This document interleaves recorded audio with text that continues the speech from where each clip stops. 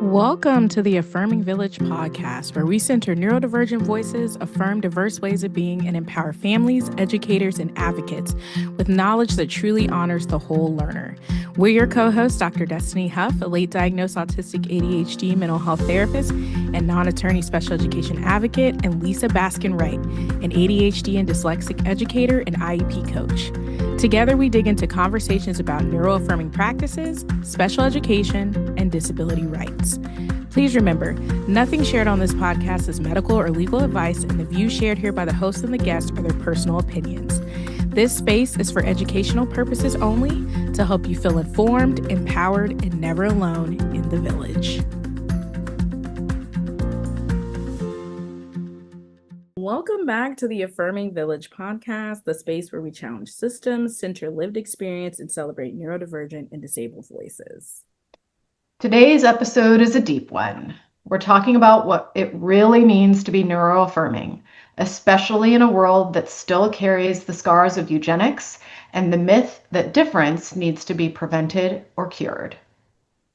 We'll unpack how those old eugenic ideas still show up today. From the renewed political push to link acetaminophen use during pregnancy to autism, to the current administration's policies that actively harm disabled people. This conversation isn't about fear, it's about truth, resistance, and reclaiming the narrative. Being neuroaffirming means naming harm, centering humanity, and demanding better. So take a deep breath, settle in, and join us as we talk about science, stigma, and the fight for disability justice, right here on the Affirming Village Podcast. And before we get started, we do want to have a trigger warning that in this episode, we will and may discuss disability, medical narratives about prevention, and ableism. And if you find these topics stressful, please take care of yourself as you listen. Yeah, and just for context, like I always say, if this is your first time listening to our episode, we have a pre-written script in the beginning to let you know what we're going to talk about. We had a whole outline for this season and how the episodes were going to go, and then life happened. And so now we're going to be mixing it up with some different topics, and this is one that Lisa and I are pretty passionate about. Yeah, so we're about a week and a half, 2 weeks out, I think, from when RFK and Trump decided to misconstrue data and information and declare that acetaminophen use during pregnancy, that there was a causal relationship between that and increased incidence of autism. And Destiny and I exchanged a lot of voice messages during that week and beyond about this topic, and decided it was something that we really wanted to talk about, both specifically and just the larger context of the dehumanization that is happening of so many different marginalized groups. Yeah, absolutely. It's one of the things that, by now, especially, this would be episode 5. So if you guys have listened to, the first 4 episodes, you'll know we start out right in, the intro on whatever platform you're viewing this on, stating how intersectionality is very important. It plays a role. It's why I'm very comfortable doing this podcast with Lisa. We talk about all the things. And if you're not watching on YouTube right now or looking at a clip, my shirt says racism and misogyny are injustices to us all. So that's where we stand. And this administration has been a tough one for anyone who is not white, male, born with what are considered the perfect genetics. Yeah, absolutely. And, I don't often talk about this in public spaces, but I consider myself, I'm Jewish, my family's Jewish, but we all consider, or at least my immediate family, all consider ourselves to be anti-Zionist Jews. And, in a different moment in time, we would have had the scarlet letter. We would have been who the government was targeting. And it's a really I don't even know the right words, strange space to be Mm-hmm. in. I feel a deep sense of responsibility to speak out against injustice. I always have. That's not new. Mm-hmm. But the level of the rise of fascism, authoritarianism, eugenics, the dehumanization of so many people, um, it's it is appalling to me. And it's appalling to me that every time I speak out against the genocide and forced famine in Gaza, that the backlash that I receive. It's appalling to me when I speak out against RFK and this harmful rhetoric against autistic humans that I'm dismissing the lived experience of folks with higher support needs and their families. Mm-hmm. Um, it's just we're not seeing the through thread of Mm-hmm. eugenics in all of these conversations, which I think is by design with this administration. They're trying to create a whole heap of chaos, and Mm-hmm. folks are getting kind of siloed into the pockets that um, feel touch their lives or are important to them without sort of lifting up and taking that broader view that, first of all, we don't all exist within just one identity, right? Like, I'm not just a woman or a white woman or an anti Zionist Jewish white woman, right? Like, there's lots of pieces at play. And obviously, same for you. And so, when we're talking about, literally kidnapping folks off the streets, that impacts all of us, Mm-hmm. right? So we can't just say, well, I'm a disability rights advocate. And if you can't see me, I'm like putting my hands over my face, like, being very narrow in my physical scope here, right? Like, you can't just limit yourself like, oh, I'm just here to advocate for autism. Well, hello, the illegal kidnappings of folks off the streets. I mean, just the other day, there was a raid in an apartment building in Chicago where they were pulling folks out of their beds. Some of them were naked. They were separating the children from their parents. They were zip tying people. They were keeping them in the back of U-Hauls, right? FYI, U-Haul, your product is being used to illegally kidnap and detain folks. Maybe you need to look into that. Um, but, we don't know if some of those people weren't autistic or disabled in some way.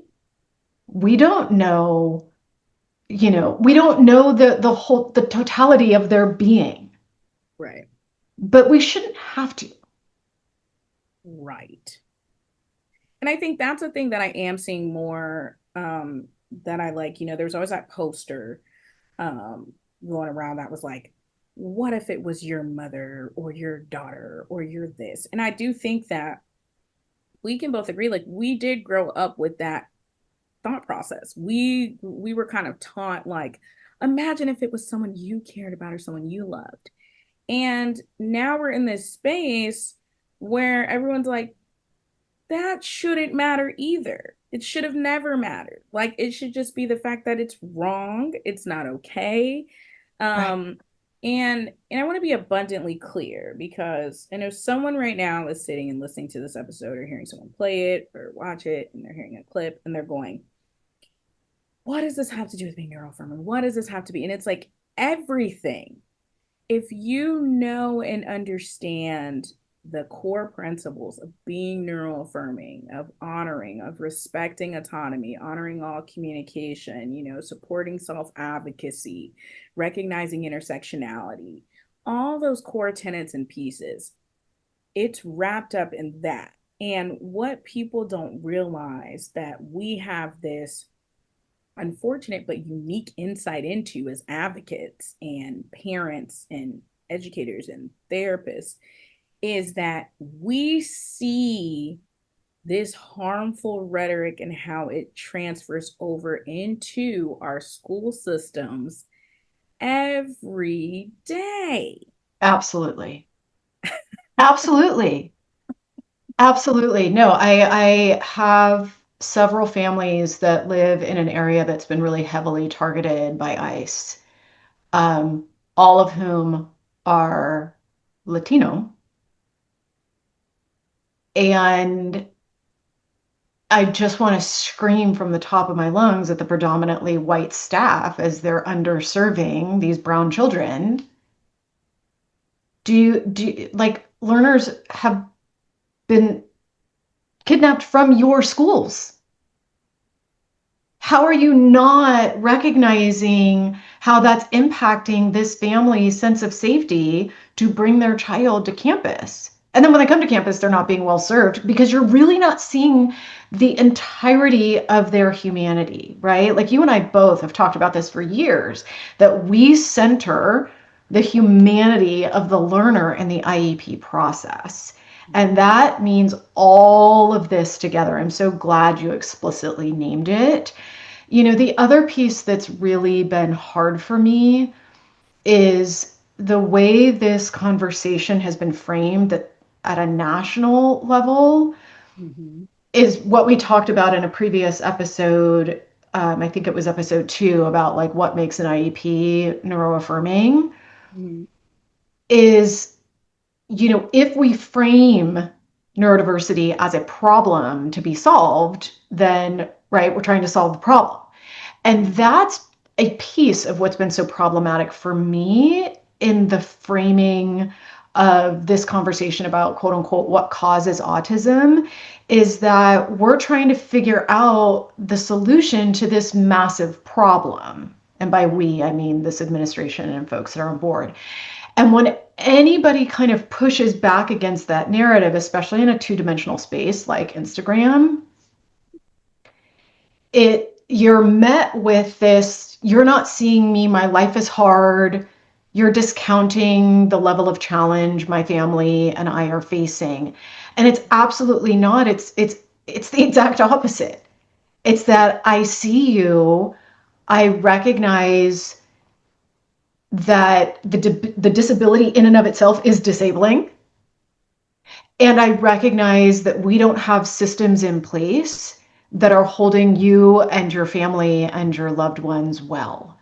And so while we're supposedly looking for easy cures or causes, and yes, I'm using air quotes for anybody that's not watching, Mm-hmm.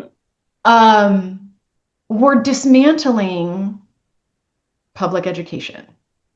We're going after Section 504 and ultimately ADA, right? We're stripping funding from SNAP and Medicaid and all of these programs that support disabled folks Mm-hmm. while trying to put a spin that, like, quote unquote, now finally somebody is caring. And it's like, there's been research going on autism for decades.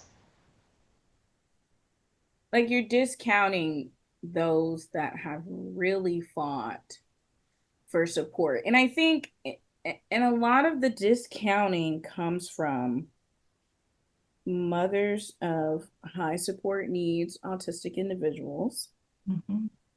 high support needs autistic individuals who have internalized ableism, and then individuals that just don't know what the fuck they're talking about. And it's just astounding. And you can't see Lisa, she is covering her face right now and laughing because, you know, she didn't see it coming because like Lisa's gonna drop that bomb before I do. But it was me this time. No, Proud. because it's such an important thing to talk about. And what I mean by that is that I think that everything needs a foothold. Everything needs a start, right? So we go back to at first it was just like acknowledge that disabled people exist. You know, and that's my opinion. That's where like it started. Was like acknowledge they exist. Then it was like acknowledge that they deserve basic support. Whatever that basic support looks like. Then I feel like it was like acknowledge that they should be allowed to go to school. And then it was like acknowledge that they should be allowed to access curriculum in school, right? And then it was like acknowledge that they should be allowed to be around non-disabled individuals.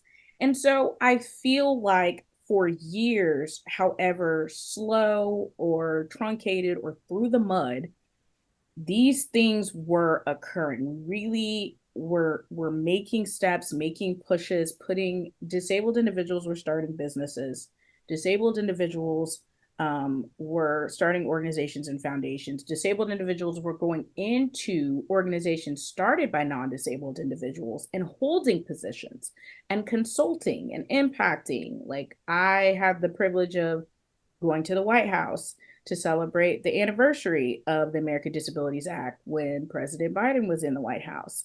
And I was right there on the lawn and a few feet away from President Biden. And it's just amazing to see all of these disabled individuals there, front row, accommodated, supported, recognizing this and all the support that that administration was heading towards putting in place for disabled individuals.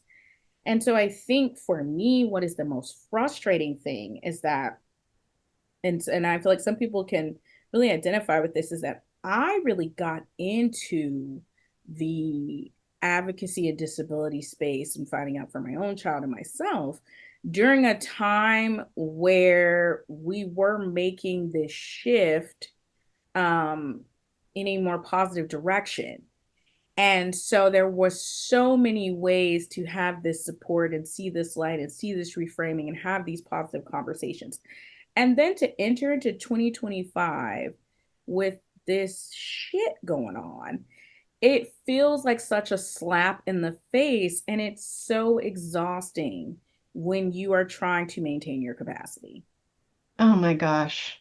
Absolutely. I'm like, I couldn't have said it better myself. I mean, the piece that I feel like you and I both, for lack of a better way of putting it, really fight for at an IEP table, especially with younger learners, is meaningful inclusion benefits everyone, right? I think you had a post in the last couple of days where you said something like accommodating a disabled learner actually accommodates everyone in the environment, right? And so this fear of what's different, which is driving a lot of this, if we allow folks to be in community with one another and we remove the stigma of difference and recognize it as part of the human experience, right? Humans vary in an infinite number of ways, then we really have a potential of creating a society that is less fearful, that's more inclusive in meaningful ways, that isn't, you know, trying to just take care of you and your own. And,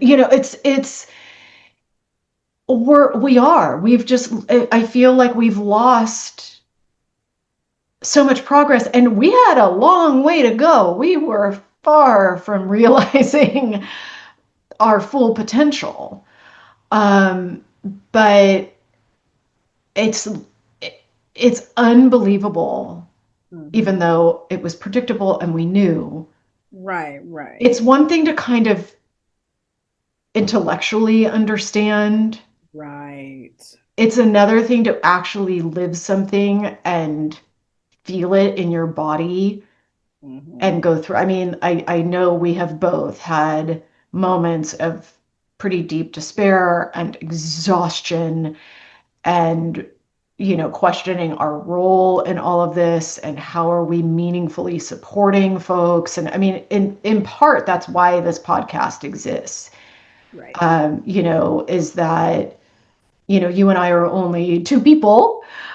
Right. There's only so much we can do individually to support folks, and that coming together in a space that is accessible, is not behind a paywall, where we can talk about whatever we want to talk about, really, but like we can provide some meaningful support and have hard conversations, um, felt like a really important thing to do, especially in this moment.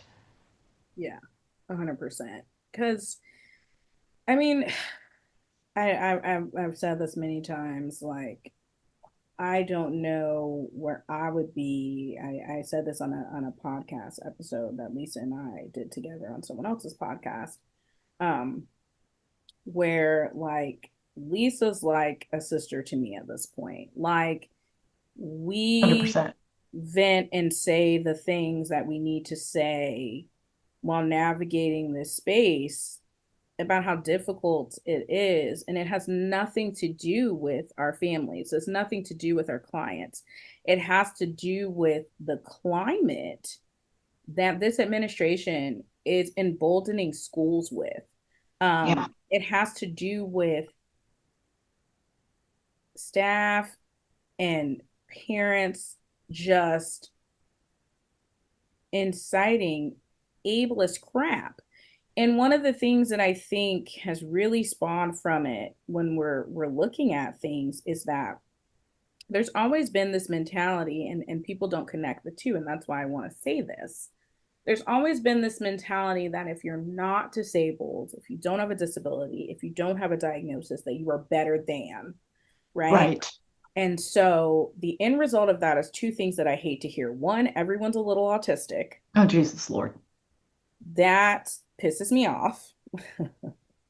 And then the other one is that we are supporting them and accommodating them, in a way that doesn't allow anyone to know that they have a disability. It doesn't allow anyone to know that they need accommodation, that they have special education. And, it really comes from, I like to believe, I like to give the benefit of the doubt because my mom is such a positive person. I like to believe that it comes from this space of like, people really say those things and believe them. They believe that they're nice things, they're positive things, that they're saying that, but they're not. And they're not because we then have elementary schoolers that go into middle and high school, never knew they had a disability, never knew they had an IEP, never knew the things that they were getting were supports and accommodations. It's being pointed out to them, they're being bullied, they're trying to avoid it, they end up in burnout, right? You have all these things. Right. They have internalized ableism. They aren't comfortable advocating for themselves. All these things. And so it's like that to me is what this administration is doing. Is it's going back to the situation. I remember when Black Spectrum Scholar on Mhm. Instagram, she created a letter when the whole thing came out about the registry. And she's Yeah. in Canada. And her and I partnered on like pushing that out on social media. But like I said, she 100% created the letter. Um, and what was happening was she had to create an anonymous letter because a lot of autistic adults were saying, well, what if I don't want to disclose who I am when I send this because they're trying to create this registry? And it Right. was like, no, that's 100% correct. And then think about individuals like myself who had like at this point, I'm autistic. And so it's like, if I for a second had fear about that, or like it's very well known that my child is like, you can't take that back now. Right. No, I think, side story, when I was younger, my family was more involved in our temple than any of us are now.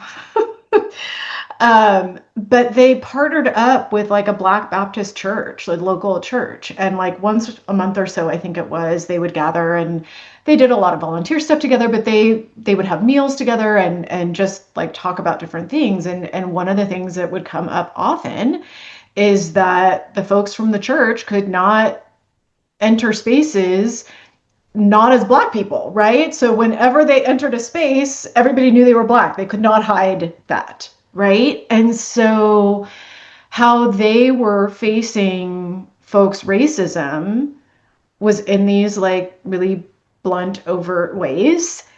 Whereas the folks from the temple, not all of them, but a lot of them could enter spaces and folks didn't necessarily know they were Jewish. And so there was a lot of conversation about that. And I think that there's a theme of that that happens in the disability world, but I think it's happening even beyond that, that folks who maybe are part of the queer community or, right, different identities that are less quote unquote obvious when you walk into a room, is this question of, am I being safer by hiding who I am? What about the folks who can't hide who they are?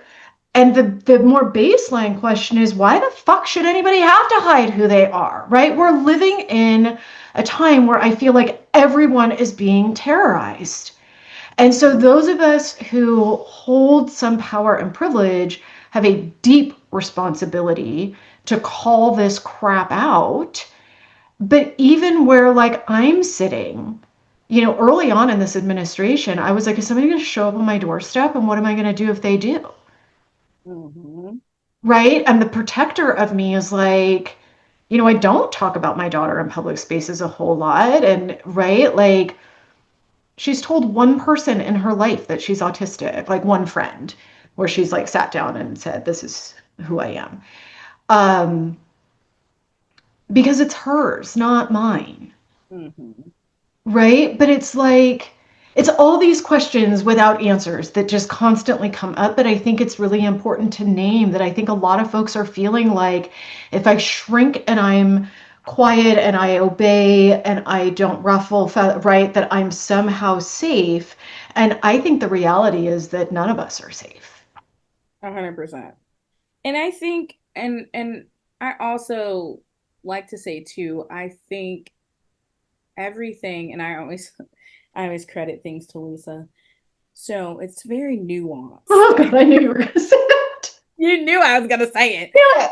Because that like I like that's Lisa's jam, nuance and capacity. And no, excuse me, nuance and curiosity. So but it's very nuanced because I think as a late diagnosed individual, and I always point that out, I always point out like I did not grow up with an IEP. I did not grow up with a 504. And I found out later it's because I was very accommodating myself. And any initial diagnoses that I received um, fell and came when I was 17. So when I first went off to college, left family, was by myself. I went through what was considered, what I figured out later was burnout. During the time, it's depression. There was always that anxiety there, right? But I think being late diagnosed also gives me a different perspective in the sense of that I did not know for many years, for 30 plus years of my life, that I was Sure. autistic and ADHD. And so once that door was cracked open for me, it was like, oh my gosh, like this is what I've been dealing with. This is why I've been struggling because you can have all the support of a very supportive, caring family. I was an internalizer. And so it's like when you're not communicating those things, your support can only do so much. And so because of that, once I kicked that door down, the door was down and I was pleased. I was like, yes, praise them. I'm happy. And so when people ask But me about the diagnosis part and like, would you recommend getting diagnosed? And this is obviously before everything with the administration. I was like, you have to make that decision for you because for me, it was eye opening. For some people, it may not be that way. And, but on top of that, the other side of it is because of that too, I am very loud in the sense of what I stand for.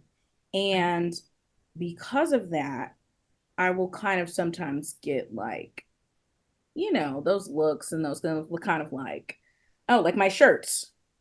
My I sister, love your shirts. I have never seen someone who wears so many in your face shirts in my life. And I was like, Dr. Raquel I'm Martin. like, and I love it. And working for myself, I'm like, I'm going to do it. But I also always say, too, I do this, what I do, my advocacy, my approach, the things I say out loud. I do this for me. I do this for my kids. I do this for the people that cannot do it for themselves. And that's why I'm very clear on the fact that I know I am what is considered a low support needs autistic. Sure. but I advocate for all support needs. Absolutely. Absolutely. I think, I mean, I feel like we've probably talked about this before, but there's a dehumanization that happens, I think, for all disabled people. It just looks different, right? Like bringing us back to sort of the theme of today, right? This is the piece I think we wanted to lift up is this dehumanization piece, regardless of like the specifics of the topic per se, or which marginalized group is being, under attack. We haven't even mentioned the trans community, right? Like, it is a dehumanization. It is who is worthy of our resources, our time, our investment, because they have the potential to contribute to capitalism and be quote unquote productive in ways that we've defined as valuable, and who doesn't, Mm-hmm. right? Or who has an identity we don't understand that makes us uncomfortable. And so we have to eliminate that because I don't like to be uncomfortable. That part. Well, and it's really a lack of understanding too. I always say that, in my opinion, being in the advocacy space, um, you know, high support needs, autistics, they don't presume competence. Mm. Low support needs, autistics, the public space, and let me go back and re-say that, because if I'm a literal person, I'm listening to it. I want to be clear on who I'm speaking about. So, in public spaces, in school spaces, there's a presumption that high support needs autistics, especially those who are non-speaking, minimally speaking, or unreliably speaking, are not competent and capable. Oh, There is yeah. No, that's presumption absolutely the narrative. their intelligence. There's an assumption about what they understand, what they can do. On the other side of that, for low support needs autistics, there's an assumption that they're overly capable. Mm-hmm. There's an assumption that they're manipulative. There's an assumption that they are choosing to do certain things that they should not be making an assumption about. Right. And it's so frustrating because it speaks to the lack of education around autism. It speaks to not listening to lived experience.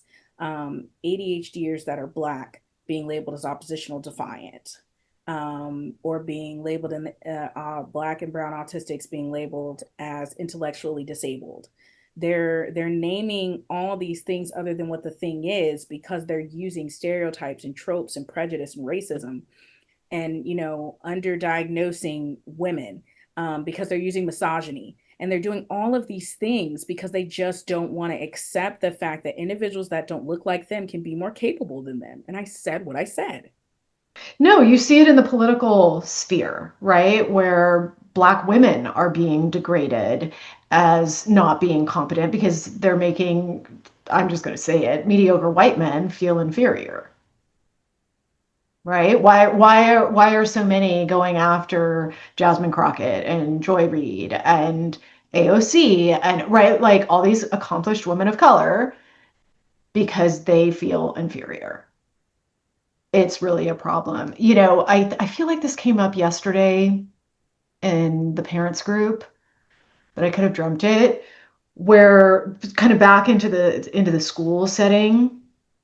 I saw recently in an IEP I was reviewing that a young person who was non-speaking had tested quite low on like the cognitive testing piece, and then obviously had tested quite low in their speech language. Right, they couldn't get enough to really look at speech disability because the learner wasn't producing spoken language. But they basically tried to say that they couldn't find them eligible under speech language because it matched their cognition. And I just wanted to throw the report at somebody. Like, but I've seen this kind of theme of like, well, we see a need. Mm-hmm. but we're going to make an assumption about that need that's not true, Mm-hmm. right? Because how we packaged it makes us uncomfortable or makes us more comfortable because we're Mm-hmm. not giving access to rigor. We're not giving access to any kind of meaningful curriculum. Where your AAC device is in your bag out in the hallway because I don't know how to use it and that's overwhelming to me. Um, I'm not going to provide Overwhelming a, is not being able to communicate. oh, hello.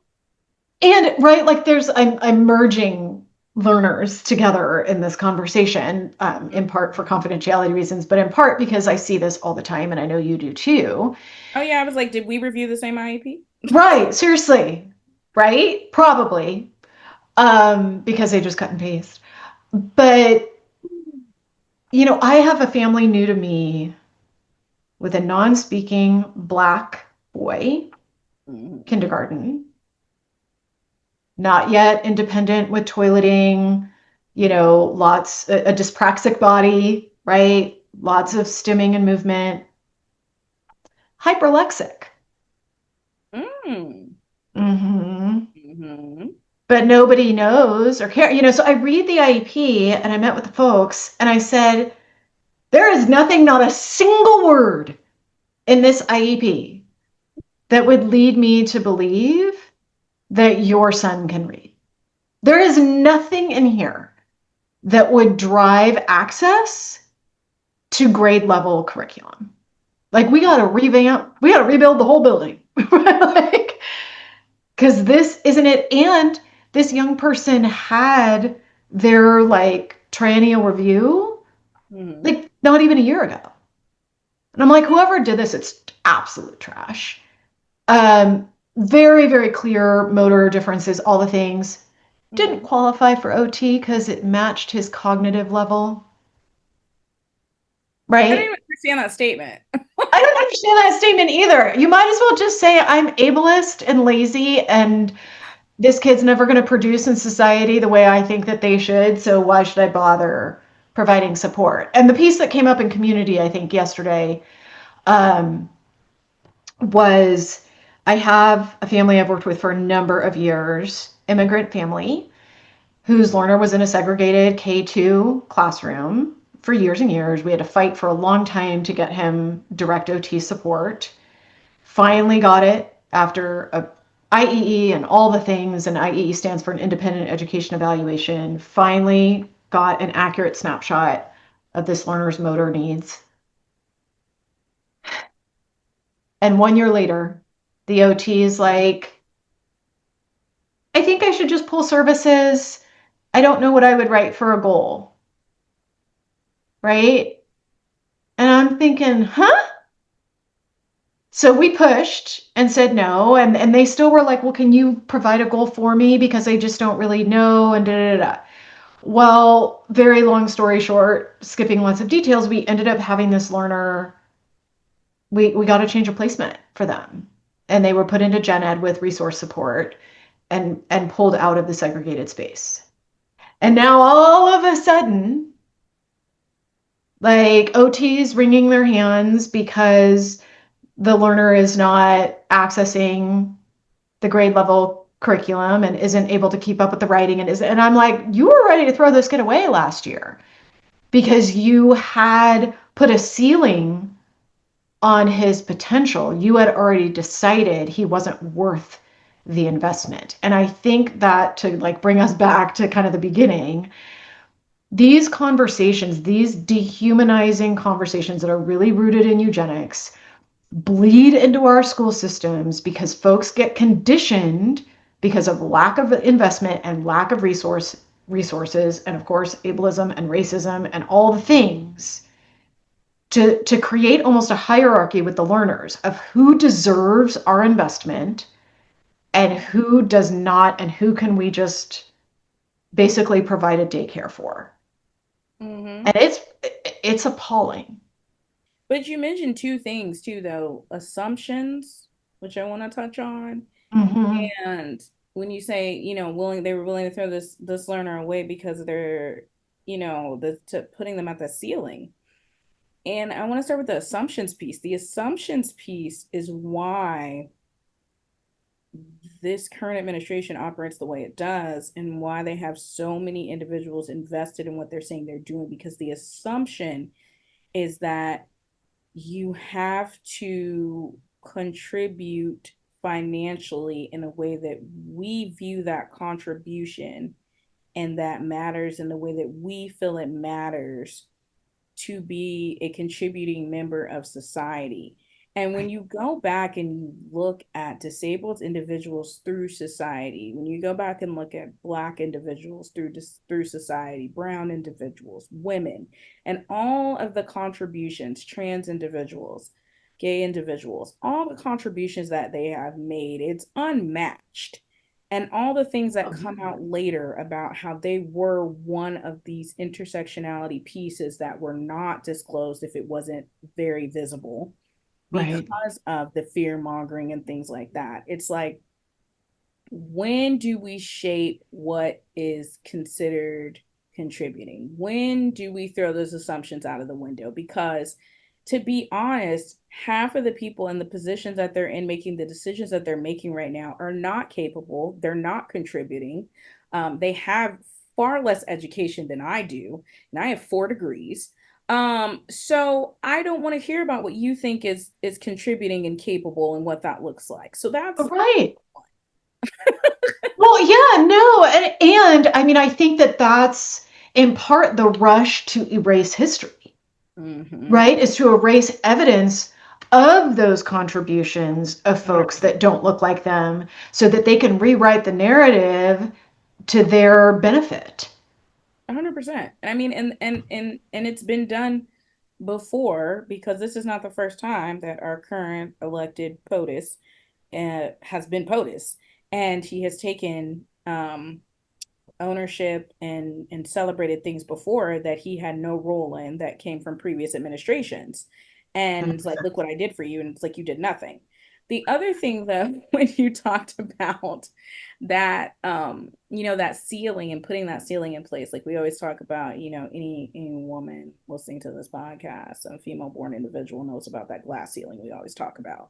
And anytime you're trying to enter into a business space, or we're always paid less, we're promoted less, even though we tend to work harder, contribute more, just because of being women.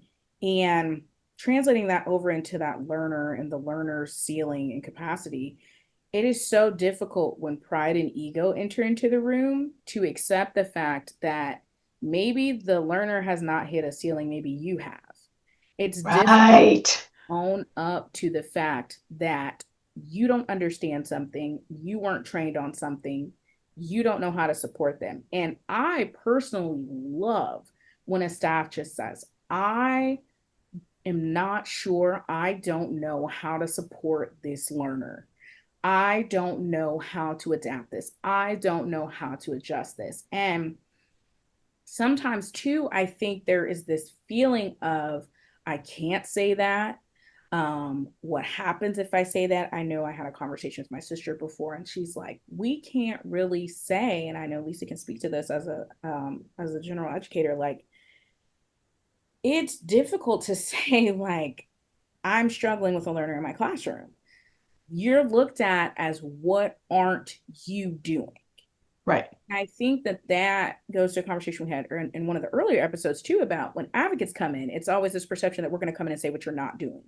But when we start looking at that capacity, capability, that ceiling, it's so important to throw out assumptions. It's so important to cut out the noise and really focus on, how do I support this learner? What is it that they need? And you're not going to get that with any type of ableist assumptions, any type of eugenics assumptions. And instilling that in your children is not going to help them. Bringing that into your surrounding is not going to help them. And I think that's all the things that we were concerned about with this administration, I think, is heightened because we didn't expect the impact at the level in which it's happening. I saw VP Harris she was saying how she thought that the stop gaps in place would prevent some of the things we've experienced. And I think those of us that are educated and those of us that know a little bit about politics and a little bit about the three branches of government and a little bit about how those things work, thought the same thing. And the Supreme Court has significantly failed us in that way, allowing so many things to occur. So I think that right now it's just a culmination of this perfect storm of all of these ableist things, these eugenics focus, the stupid Tylenol, is making the individual autistic. You have these frightened parents that are searching for, some of them are searching for a cure, unfortunately. They are searching for a cure. And I think that comes from a very desperate place, and being around individuals who don't support their child, acknowledge their child, understand what they're going through, downplay what they're going through, or say, I could never do that, which is not ever helpful. And then you have those individuals that just don't understand and they just want support. And if you're throwing me this lifeline and I'm drowning, then I'm going to reach for the lifeline. I don't know where it's going to lead. I don't know where it's going to go. And so I think that is why we created this space, the Affirming Village. That is why we wanted to talk about this, because with the things we talk about in being neuroaffirming, you can't not talk about the state of our country. And for those listening that are not, we are in the United States. And so we can't leave that out, because disability and, or let me back up, disabled individuals, Black and brown individuals, gay, transgender, bi individuals are all under attack. And it weaves itself into our school systems. It weaves itself into education. It weaves itself into the things that we come up against when we advocate. And it's just something that has to be talked about. Yeah, no, absolutely. And one thing I do want to add that really just makes me sad is, I get that desperation in that no parent, I'm going to use binary terms, no parent, I'm sure there's exceptions, wants to see their child hurting or having a hard time, right? That's painful. Mm-hmm. And so the feeling that like this administration is somehow recognizing you or seeing you and that it's coming from like an authentic good place, like that's the piece, is they don't see you and it's Mm-hmm. not coming from an authentic good place. Mm-hmm. It's weaponizing your own fear, your own grief, your own worry, right? There's a lot of parents of disabled kids that worry what will happen to my child when I'm not here, what systems are in place, what individuals can help my kid live the best, fullest life they can live, right? Like, Administration is taking those things. I'm sorry. right. No, they are. The administration's taking these things, which is why, like, that mama bear protector in me is like wanting to hold those folks and say, this ain't it. This is not They're not your it. friends. They are not your friends. They are not your friends.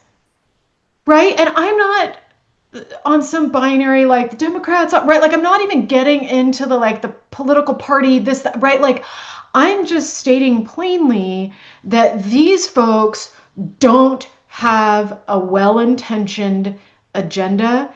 Their agenda is rooted in eugenics. So you're pawns in their story.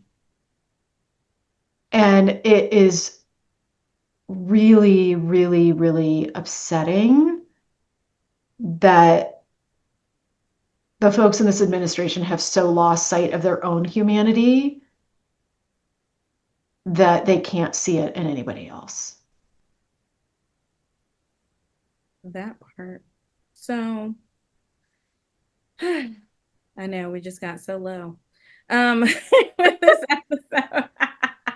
No, but just to wrap the episode up again, this is the Affirming Village, right? We are talking about neuroaffirming, and I can't even tell you how many times I find myself saying this to individuals who believe they're neuroaffirming. You cannot be neuroaffirming and support racism, support ableism, support misogyny, support sexism. You can't be neuroaffirming and support those things, because one of the cornerstones of being neuroaffirming is understanding, supporting, and honoring an individual's autonomy and their right to exist, and supporting them and creating spaces that allow them to exist. And so it was really important for Lisa and I to do this episode to just educate as well as make it abundantly clear where we stand when it comes to eugenics, where we stand when it comes to the cause of autism, quote unquote, which is not Tylenol.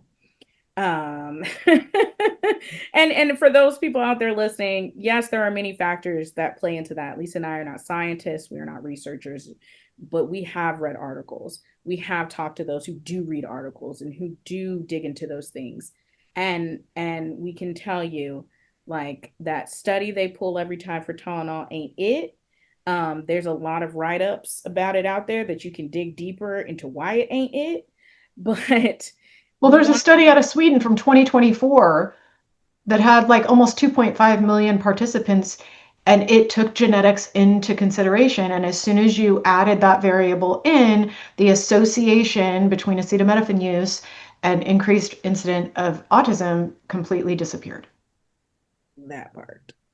Mm-hmm. So again, we just wanted to have this episode to really just put it out there. It's something that, again, being neuroaffirming, being in this space, dealing with the repercussions of the harmful rhetoric they're putting out there every day, we could not do an episode about it. We could not talk about it. And by the time you guys hear this episode, it they had, said it weeks ago at this point, probably a month or two.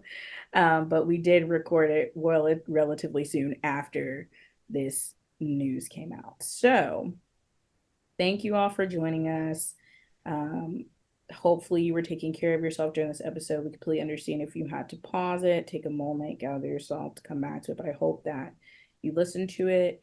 I hope that you gained something from it. And I hope that you will share it with anyone who needs to hear or understand why this is harmful, and that somewhere along the way it, switches or ignites a fire in someone. Yeah, all of that. Thank you again for joining us here in the Affirming Village. We're your co-hosts, Dr. Destiny Huff and Lisa Baskin Wright, and we hope today's conversation leaves you feeling seen, supported, and better equipped to advocate for yourself or your learner. If you enjoyed today's episode, be sure to subscribe, leave a review, and share this with someone else in the village. Until next time, keep advocating, keep affirming, and keep building the village we all deserve.